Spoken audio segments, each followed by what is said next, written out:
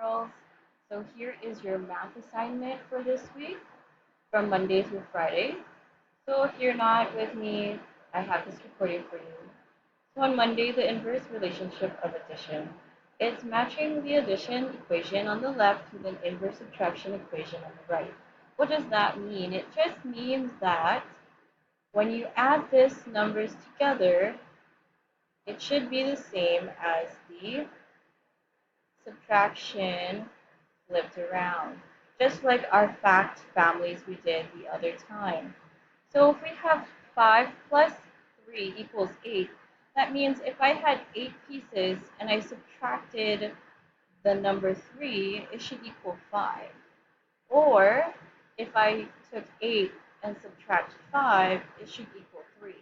So let's look on the list here, something that has 8, 5, and 3. 8, 3, and 5. So here we have 15, 8, 7. That's not going to work. 11, 2, 9. Nope. Oh, here we have 8, 5, 3. Let's see if there's another one. 14, 4, 10. 13, 5, 8. 6, 3, 3. There isn't. So here we have 8 minus 5 equals 3. Since those are together or have the same numbers, flip it around. It's the same thing. Fact families. Then you're going to take the pen drawing and match it to the one on the left and right. I used yellow twice. Okay? Alright.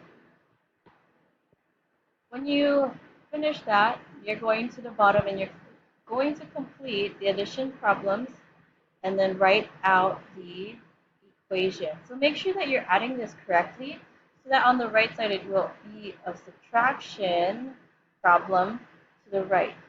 Again, remember, in the subtraction one, the answer to the addition is the first thing. So here you have 8, 8's in the front. Then the 5 and the 3 is mixed around, so you can use either the 5 or the 3, right? So make sure when you add and subtract here, it's very, very much using the answer first on the subtraction and then the other numbers. On Tuesday, you're going to do the addition review regrouping. Here's a step to show you how to do this. First, add the ones place. So we know that 5 on the ones place plus 5 equals 10. When we put 5 plus 5 equals 10 on the answer to the bottom, the right, so we're going to leave the 0 below and regroup the 1 above the tens place. So that's where we have that 1 on top of the other 5. Now we're going to add the tens place together and write below. So now we have 5 plus 1 equals 6. So you're going to do that for all these bubbles on the bottom. But before doing that, you're going to practice identifying the ones and tens place. Write the amount of tens and ones in each number. So on number 1, we have 4 tens. That's what's found in the tens place, and 5 ones. Number 2, how many are in the tens place? You're going to look at the tens place here, and then you're going to write it down. 3. And then on the ones place, you see that there's a 2, so you're going to write 2 on the ones place. So 3 on the tens place, 2 on the ones place. And you're going to continue on to Wednesday. Multiple choice math. Solve each addition problem below and fill the correct answer. So first you're going to answer it, solve the problem, and then you're going to answer it by filling in the correct bubble. So 8 on the ones place plus 0 on the ones place equals 8. Then you're going to think, okay, tens place is next. 2 plus 3 equals 5. Do you see the number 58 on the right side of these multiple choice answers? Yes, it's the second one right there. So you're going to fill this in.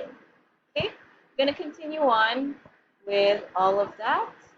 And then on Thursday, you're going to practice addition with carrying. I want to see if you are able to write 53 plus 17 and then adding this together. Okay, don't worry what kind of worksheet it is. I just want you to work on two-digit addition for now. I want to see how you can do, and then we're going to start going into hundreds, thousands, and then millions. All right, so we have 7 plus 3. We know that's 10. So 0 on the ones place and 1 on the tens place.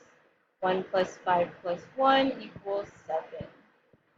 So you would answer right here, 70, and on the black line as well, 70. On Friday, you will work on drumbeat addition. Same thing, you're adding these numbers and then completing the word problem. So we already know that you add the ones place first and the tens place. I will not answer this since you should be able to do this on your own. But with the word problem, using the clues from the words to know how to find the answer.